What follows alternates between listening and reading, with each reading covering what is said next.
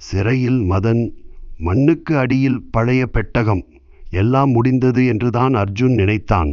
ஆனால் அவன் அறியாமலேயே அந்த பெட்டகத்தின் அடியில் ஒரு ரகசியம் ஒட்டியிருந்தது. அதுதான் தேள் சின்னம். அர்ஜுன் கவனிக்கத் தவறிய அந்த ஒரு சின்னம் இப்போது அவனை மதுரையின் மரணப் போராட்டத்திற்கு இழுத்துச் செல்லப் போகிறது. அத்தியாயம் 1. மர்மப் புகைப்படமும் மீராவின் அழைப்பும். 4 ஆண்டுகளுக்குப் பிறகு அர்ஜுன் மீண்டும் சென்னையில் டெலிவரி வேலையை தொடர்ந்தான்.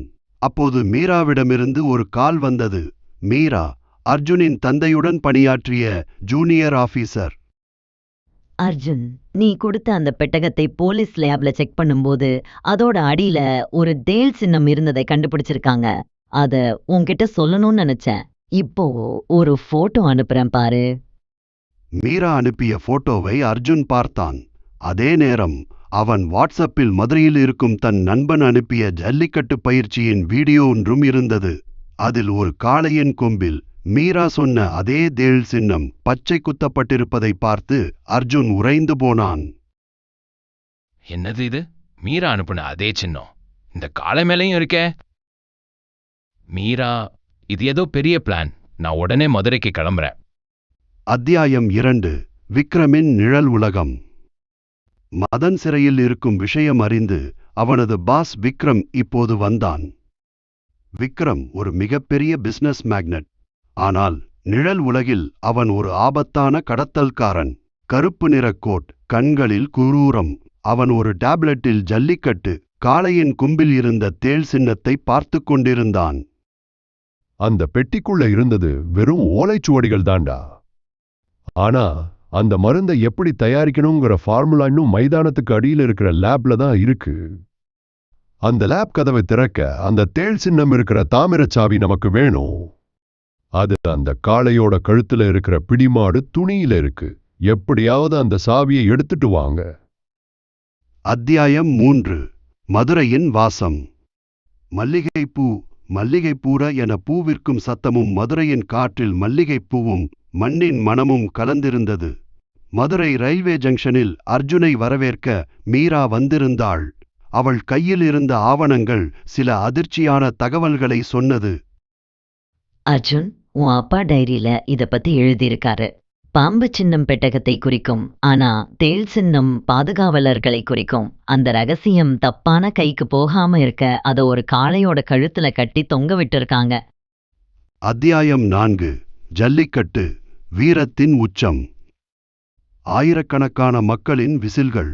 ஹேய் ஹேய் க என காளையை உற்சாகப்படுத்தும் சத்தம் கேட்க அலங்காநல்லூர் திடல். புழுதி காற்றில் கலந்திருந்தது. வாடிவாசலில் இருந்து சீறி வரும் ஒவ்வொரு காளையும் அர்ஜுனின் இதயத் துடிப்பை ஏற்றியது.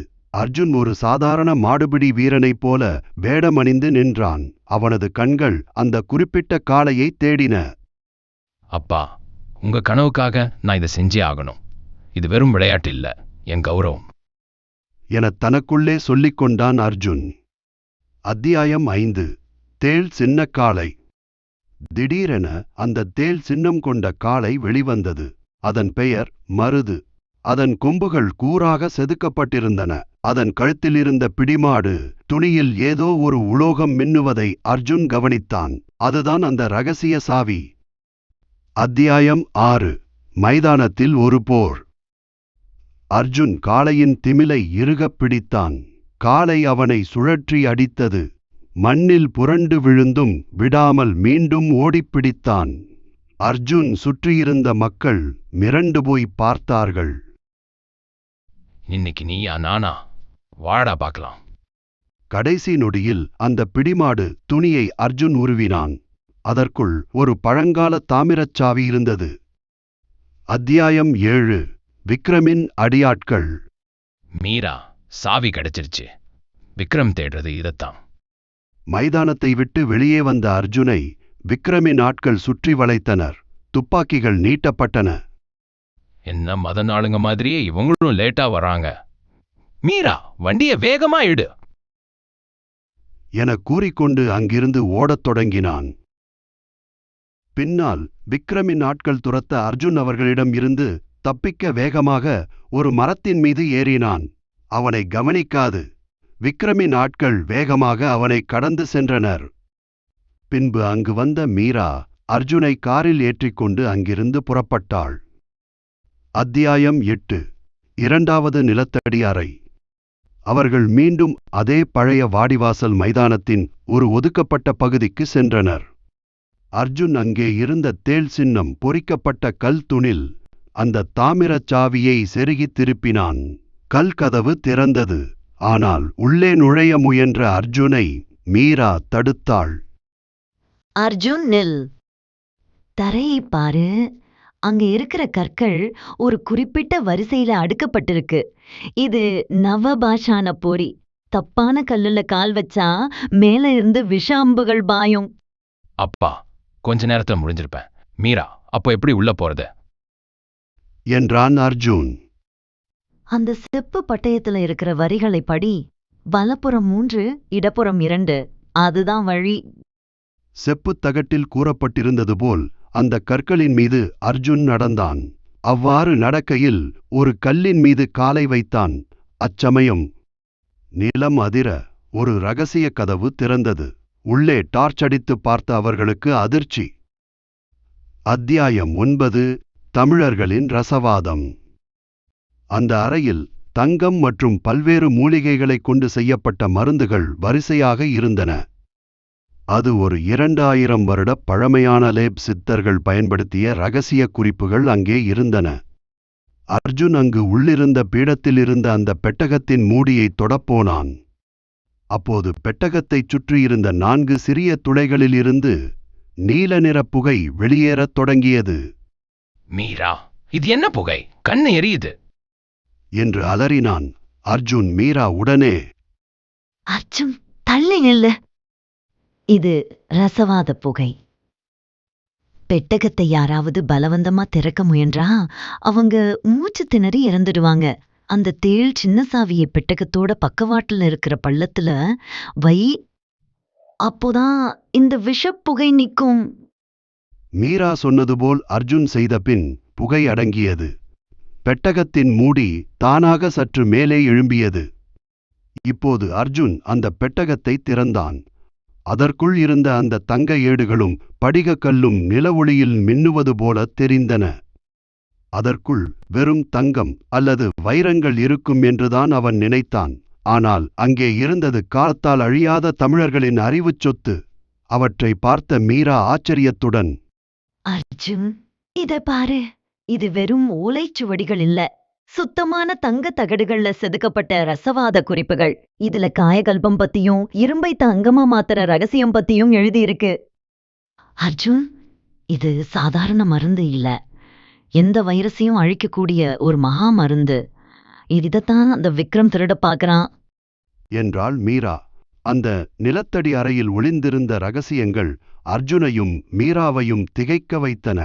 அங்கே இருந்த ஒரு பீடத்தில் முதல் பாகத்தில் கிடைத்த அந்த பழைய செப்பு பட்டயத்தை அர்ஜுன் வைத்தான். அப்போது பட்டயத்தின் மறைவான ஒரு பகுதியில் வெப்பத்தினால் ஒரு புதிய சின்னம் உருவானது. அது ஒரு மீன் சின்னம். மீரா, இத பாரு. பட்டயத்துல புதுசா ஒரு அடையாளம் தெரியுது. இது ஒரு மீன் சின்னம். அப்படின்னா தேள் சின்னத்துக்கு அப்புறம் இன்னொன்னு இருக்கா? ஆமா அர்ஜுன், இது 3 நிலைகள் கொண்ட பாதுகாப்பு. பாம்பு, தேள், இப்போ கடைசியா பாண்டியர்களோட மீன் சின்னம். இந்த சங்கிலி தொடர் இன்னும் முடியல என்றாள் மீரா. அத்தியாயம் 10. நீதியின் வெற்றி.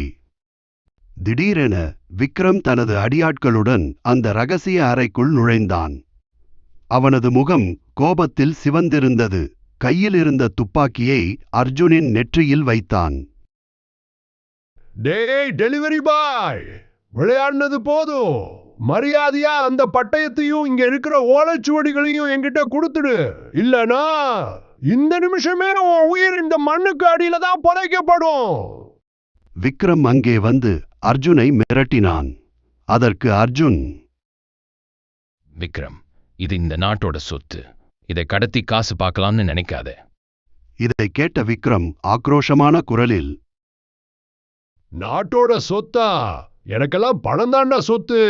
உன்னையும் இந்த மீராவையும் இங்கேயே சுட்டு கொண்டுட்டு இந்த இடத்த அப்படியே மூடிடுவேன். யாருக்கும் தெரியாது. உன் அப்பாவாலேயே என்னை தடுக்க முடியல. நீ எந்த மூளைக்கு? பட்டயத்தை கொடுக்கறியா இல்ல மண்டைய புழக்கட்டுமா? அர்ஜுன் பயப்படவில்லை. அவன் ஏற்கனவே தன் போனில் இருந்த லொகேஷனை இன்ஸ்பெக்டருக்கு அனுப்பியிருந்தான். போலீஸ் இன்ஸ்பெக்டர் தலைமையில் ஒரு குழு வந்து அவனை சுற்றி வளைத்தது. விக்ரம், கைய தூக்கு. உன்னை சுத்தி போலீஸ் நிக்குது. இனி நீ தப்பிக்க முடியாது. விக்ரம் மற்றும் அவனது ஆட்களையும் இன்ஸ்பெக்டர் கைது செய்தார். வெல்டன் அர்ஜுன், 2வது தடவையும் கச்சிதமா முடிச்சிட்ட. இந்த ரகசியங்கள் இனி கவர்மெண்ட் கிட்ட பாதுகாப்பா இருக்கும் என்றார் இன்ஸ்பெக்டர். அதற்கு அர்ஜுன், தேங்க்ஸ் சார். ஆனா என் அப்பா சொன்னது இன்னும் ஒன்று பாக்கி இருக்கு. அந்த பட்டயத்துல 3வதா ஒரு மீன் சின்னம் இருக்கு. அது எங்க இருக்குன்னு இன்னும் தெரியல. வாடிவாசல் ரகசியம் ஒரு முடிவுக்கு வந்தாலும் அந்த மீன் சின்னம் அர்ஜுனை அடுத்த கட்டத்திற்கு அழைக்கிறது. அது பாண்டிய மன்னர்களின் கடலடி ரகசியமா? அடுத்த பாகத்தில் சந்திப்போம். இந்த த்ரில்லர் உங்களுக்கு பிடித்திருந்தால் மறக்காம சப்ஸ்கிரைப் பண்ணுங்க.